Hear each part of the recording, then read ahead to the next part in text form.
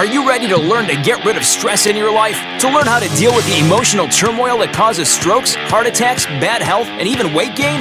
Life-changing habits for work, family, and everyone you deal with start here with Andrew Wittman. It's time to get warrior tough. Here's Andrew Wittman and Dutch Coleman. All right. It is time to get warrior tough, the most monumental hour in media anywhere. We're your leadership and mental toughness coaches, Andrew Wittman and the Dutch Coleman. What's happening, everybody? What's going on, Dutch? Not too much, man. Just benefited from this great weather we've had up here. It's been a little up and down, but for Pennsylvania, we don't mind it being 80 degrees one day and 20 degrees the next because we don't usually get that 80-degree day. So yeah, it averages out. That's like 60. That's perfect, man. It's an average of 60. Hey, if you want to join the conversation, use the hashtag #GetWarriorTough on the Twitter. Dutch is at @DutchColeman. I'm at WarriorToughPhD. The website, of course, is GetWarriorTough.com. And you can call the office at 864-977-1443. Tonight, Dutch, we're going to talk about, again, one of our favorite subjects. This is one of our favorites. We talk about truth and fact, but we're really going to hone in on facts tonight. Yeah, I think anything that challenges what people want to believe in the information that they have at their disposal, anything like that challenges that and makes people look in the mirror and question themselves. I love any topic like that. Yeah, and so I want to talk a little bit about kind of what our we're going to go over this. It's called an article out of the New Yorker by Elizabeth Colbert, Why Facts Don't Change Our Minds. So there's some science behind why facts don't change our minds. But you and I, when we go all across the country and we teach leadership and mental toughness to corporations and government agencies and law enforcement, making our way into the sports world to bigger organizations. When we're on the podium, man, people, we will lay out facts because we are a science-based process, man. Everything that we say it's empirical data or hard scientific data, right? We lay it out, and people get mad. And the funny thing is we lay it out. A lot of people that deal with others don't lay out facts, and they expect people to believe what they say. Well, we give you facts. We give you, information based in facts, research, studies, in academia, science, everything. Right. Battle-tested warrior culture from a millennia or two. Yeah, we give you that, and we still get some pushback when a lot of the people that do the things we do don't provide all that, and they give you a bunch of information that's not necessarily accurate. Right. And so we at least give you some well, and some facts. the reason that we get pushback, and a lot of people in our industry that don't get pushback, first off, is because here's what happens is when you're faced with facts that challenge your own truth or your beliefs or your opinion, that's when you get pushback. So, yeah, you're right. Yeah, you're right. Now, it's funny when you give people facts, I can almost see it. You give them a fact, and it directly challenges what they already believe. The data, the study, the scientists involved, and they'll still want more. They'll still want more proof. Or they'll say, that's not credible. That's not. Yeah, I'm not convinced. I'm not convinced. They continue to argue their point, and you're like, well, I just gave you a set of facts. So I would love this. So we were at one place. We were out on the western side of the country, out of the West Coast, and we were getting some pushback. And you said, we're on the podium. You said, "Hey, listen, we're going to put you in a room with some facts and a knife and a gun, and we're going to lock you in there, and you fight it out with the facts because we're not fighting you on it, man." Right. I ain't trying to convince you, man. And people will still go to bat with what they know. And a lot of what they know is from what they heard from mom and daddy, grandmama, from their friends down the street. And they'll go to battle with that hearsay against facts, data, research, scientists, proven individuals.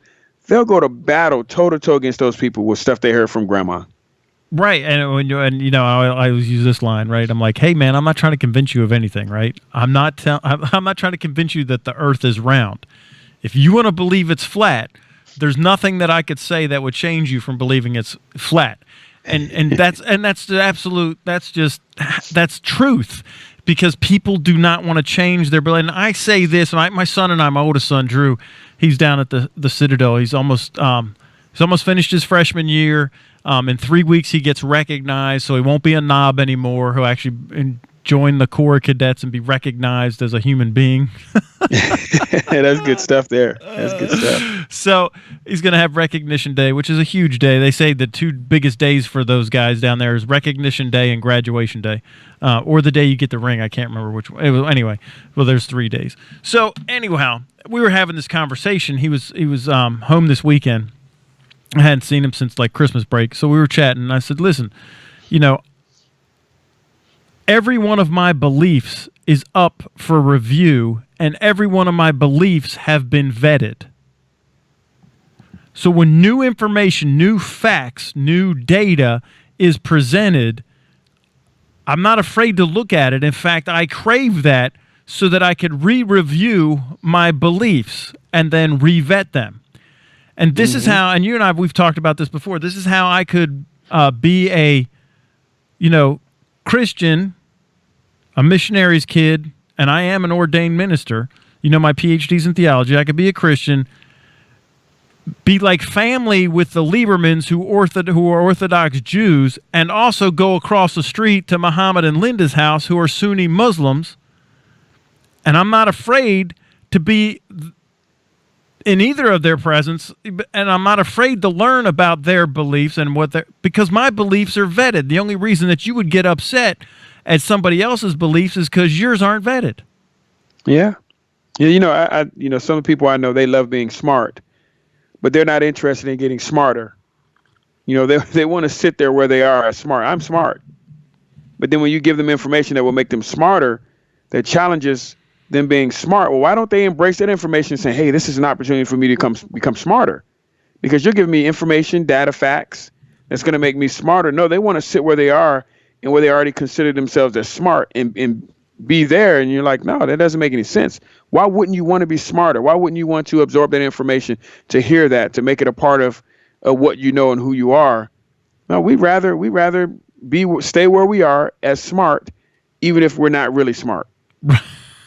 I know. And listen, and you have a master's degree, right? We both have graduate degrees. The more that I learn, the more I learn that I don't know anything. Mm-hmm. I used to know stuff. Like when I was like a 21-year-old, sergeant and corporal in the Marine Corps, I thought I knew everything. The more that I learn, the more that I'm a voracious reader, man. I love research. One of our good friends, John Christensen, Dr. John and I, we were texting back and forth saying that we love research. We're like junkies on this stuff. But it's not just that. It's because I want to know as much as I can, learn as much information. And when we do research, it's because I'm looking for facts. I'm looking for empirical data that's been, studies that have passed peer review, that have been methodical, that take the bias as much as possible out, if that even is possible. But it's all a methodology, not on somebody's, motivation or opinion, so that I can make my own judgments and add those to my core beliefs. Most people, Dutch, it's been my experience that they don't want to be confused with the facts. And the more that you try to give them facts, that's not going to change. They're not going to change their mind logically because they have bought in for an emotional reason, and facts do not matter. No, I don't know if it's that when people realize that they were wrong, that they're embarrassed, that they somehow you feel horrible because for years they've lived believing certain things, and now they've been told it's something different, instead of saying, wow, I can move forward with the rest of my life knowing this to be true. Because if you're not smarter than you were 10 years ago, there's something wrong. You shut yourself down. There's something wrong with that. You should be smarter tomorrow than you were yesterday. That's just a natural progression if you allow it. And we know that there are people out there that will fight it tooth and nail. We run into them all the time. But it's a shame if you're one of those people and you're not progressing daily. Right. And it's most of us think that we're smarter than we already are. Okay, so in this article, why facts don't change our minds. In 1975, this has been going this long, they did a study at Stanford where they invited groups of undergraduates to take part of this study about suicide.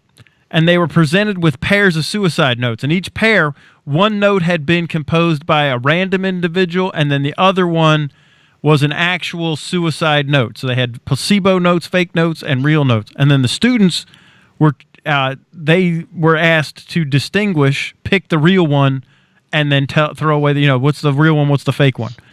And some of the students discovered that they were just geniuses at this task. Out of the 25 pairs of notes, they correctly identified the real one 24 times. They must be smart, Dutch. Mm-hmm. I love it. We got about a minute and a half left. All right. So don't give them too much. I won't. But others, the other part of the group, they discovered that they were awful at this, and they only identified like one, maybe two real notes. I mean, they almost should have just guessed the opposite. They would have been better. But like when most of these studies, they get all the way through it, and then they go, surprise, we tricked you. I love it.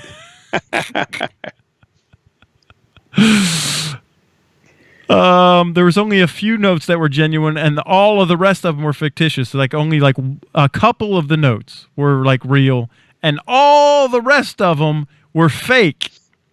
So guess what? Those of you who were right were really not. You were just average. You weren't geniuses, and those of you who were awful, you were just average. Now, the interesting thing is that all the ones that were awful were like, yeah, I knew I wasn't that dumb. But what do you think that the other ones did, the ones that weren't that smart, that thought they were that smart? What do you think they said, Dutch? Ooh, I don't know. Should we say that after? That's a great teaser for after the break. That would be a great teaser after the break, because all the smart people were hanging on like, I got it right. I'll just say this one thing before we say what they said. The researchers said this one quote, that once formed, impressions are remarkably perseverant. Listen, as we're going to break, if you were one of the really smart ones, I'm not saying that you're not. You're listening to the Get Well Your Tough radio show with Dutch and Andrew.